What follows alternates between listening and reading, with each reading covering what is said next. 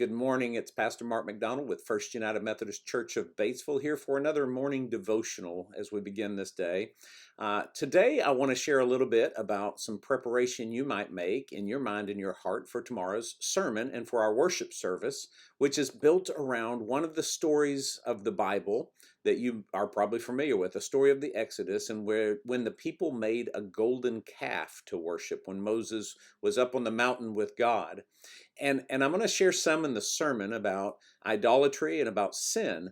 Idols are things that we put in God's place, and sin is anything that separates us from God and from others.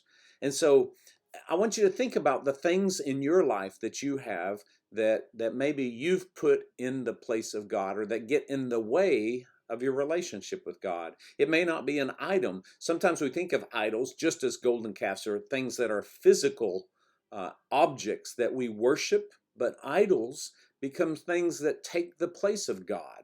Maybe it's something that brings us great comfort, and a lot of times we put emotions into our things. We superimpose emotions onto those things, and the things become more important than some of the people around us, and certainly they become more of a priority in our life than God does in our relationship with God. So as you go through the day today and prepare yourselves, think about that story of when Moses was on the mountain and Aaron was with the people and they cried out for something that they could build to worship because they had kind of they've gotten uncomfortable with just waiting. And Aaron did that, but then also used it as a way to bring them back to the story of how God delivers them and carries them through.